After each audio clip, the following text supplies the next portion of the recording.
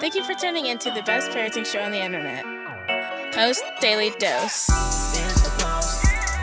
It's the Post. It's the Post. The Post Daily Dose. It's the Post. It's the Post. It's the Post. The Post Daily Dose. It's the Post. It's the Post. It's the Post. The Post Daily Dose. It's the Post. It's the Post. It's the Post. The Post Daily Dose. It's the Post. It's the Post. It's the Post. The Post Daily Dose.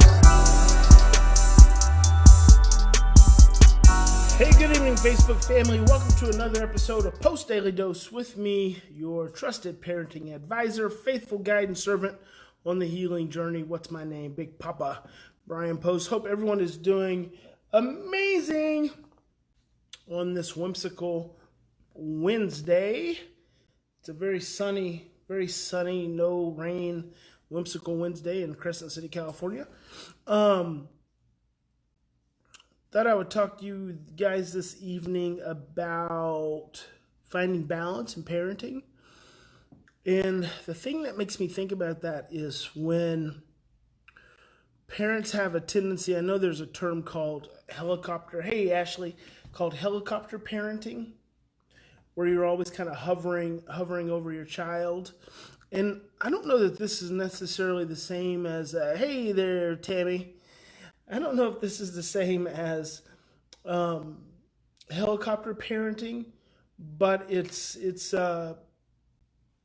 stems from being anxious as a parent, where you're always on top of your child. I guess maybe that is helicopter parenting, but in a negative way. It's like you're not helicoptering them, always looking over them. It's like everything they do, you have some anxiety about it because you're so fearful, you're so stressed. And, it goes back to what I always say. If you have a stressed out child and then you become stressed out yourself, you're just creating more stress. And I really like for parents to try to find a balance in it's almost like knowing what to attend to and knowing when to not attend to it, knowing when to leave it be. It's almost like when you have siblings that are arguing. They start arguing because that's what siblings do. They argue, right? And sometimes they even fight. And as a parent, finding the balance between intervening and getting them to stop versus letting them have it out. Let them do what they need to do. Let them work it through their energy, whatever it is, however it is they need to do that.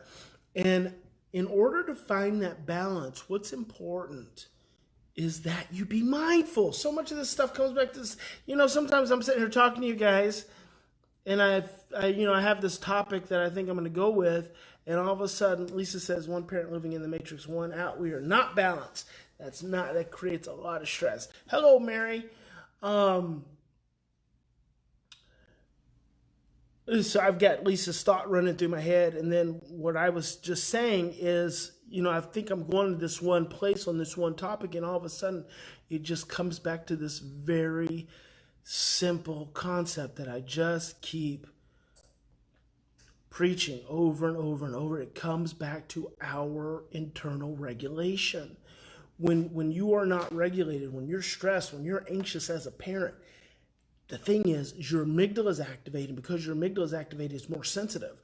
And because it's more sensitive, all the noise, all the sounds, all the touching, it overwhelms you. And I just heard when I did the Foursquare talk the other day, a mom was just in gist talking about she's got these 4 little adopted children and they all have these needs.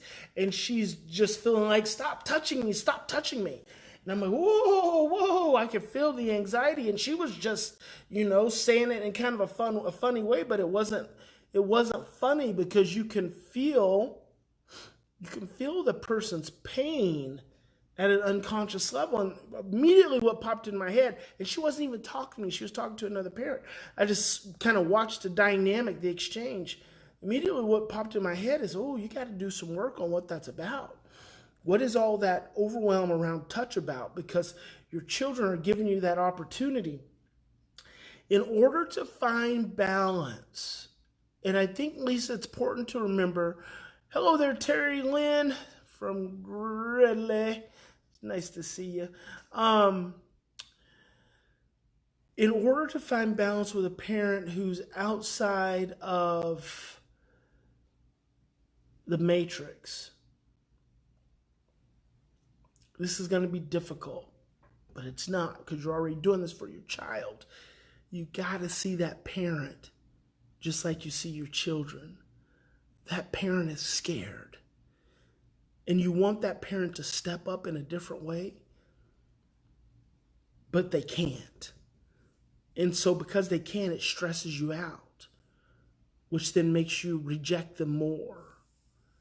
You've got to see the trauma in the adult. Oh, it's so important. It's so important to see the trauma in the adult. We spend so much time not thinking about our own pain and our own experiences. I've got an all-day camp coming up with actually two sets of families. My family's up in Crescent City and Eureka, and then I've got another one coming up with my families in Chico and Red Bluff and around. And it's these camps are 2 weeks away, but I'm already simmering on creating maximum impact, using the simplest words to get to the heart of the matter. And so today I was thinking about an exercise I'm going to have them, but giving them specific coaching. Specific coaching. Oh gosh. Oh, Lisa. I'm gonna drop something on you.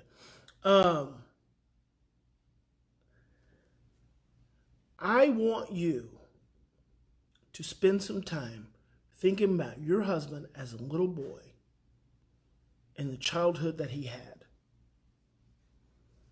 I want you to sit down and I want you to close your eyes. And I just want you to think about him as a little boy, the best you know about his childhood.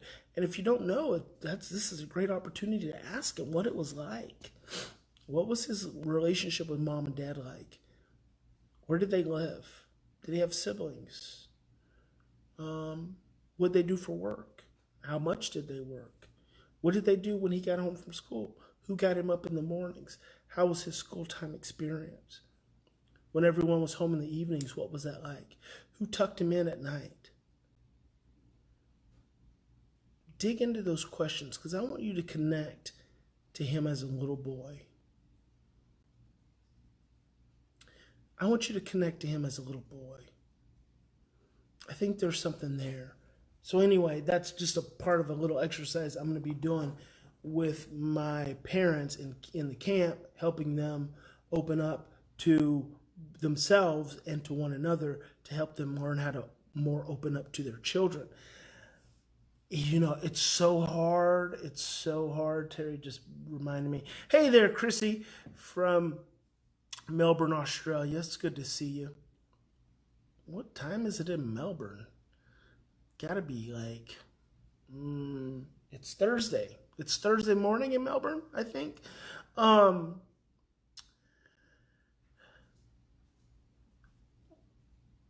Emotional communication, emotional, heartfelt, connected communication. When we as children grow up, hello Mimi, when we as children grow up just being talked to, or sometimes being asked not to talk, not to cry, not to have our feelings, we build up resistances internally to having conversations and communication that's truly heartfelt. Think about the last time you said, I love you, to your child or to your spouse or to your partner. When you said it, David Dorovi reminded me of this some years ago, how we say, hey, I love you, I love you, I love you, I love you, love you, bye. That's a common one I hear people saying, love you, bye. When was the last time you slowed down, you took some deep breaths, you connected to your heart, and you just said, I love you? I love you. See, when I do that, I kid you not, just that little expression, that moment of pause, I feel emotion come up. I feel emotion come up when I just pause. I take a deep breath. And I think about my heart. I feel my heart and I say, I love you. I love you. That emotionally connected communication is so important. And then I'm going to take that back to when you got a parent who's parenting outside of the matrix. When was the last time you had that emotionally connected communication with that individual? See, that this is the work. The work is with us adults. The kid work can be tedious and time-consuming and draining and stressful, but the real work is with us adults. So I want you to think about that. And calm yourself down and stop hovering so much and let your kids make mistakes. It's okay. Nobody's going to die. Let them make mistakes. Let them fail. Failure is how we learn. It's how we grow. You don't always have to be there to fix it for them. You don't always have to be there to help them get calm. You don't have to always be the one trying to keep them from getting upset. Let them get upset. Let them get upset. In fact, encourage them to get upset. Tell them no and say, it's probably going to make you, it's probably going to make you mad, but no. I had a question. I was going to ask this to my Director of Operations, Tiffany, but I'll ask you guys. You know, when you're old school, you get a knife and you cut an apple and you stick it and that's kind of like that whole John Wayne thing. Slice the apple, peel the apple with your knife, stick it, eat it right off the edge of the knife. Are you as much of a badass when you do that with a piece of cantaloupe? So our chef, our family's dropped up some cantaloupe. And, it's all nice and sliced up, but it's still in the rind. So, I took my little paring knife and, cut it off, and I kind of cut it into little squares in my hand, and I stuck it, ate off the knife. Am I still a badass officially when I eat cantaloupe off the edge of a knife? Kind of like you are when you do it with an apple? Does the type of fruit matter? I'm just curious. I wonder if maybe you guys had some feedback on that. So anyway, yes, you need to get to a parenting camp, Ashley. We may have one maybe this summer sometime for our Lovolution members and all of you guys that want to come. We'll see. I've got a pretty full schedule.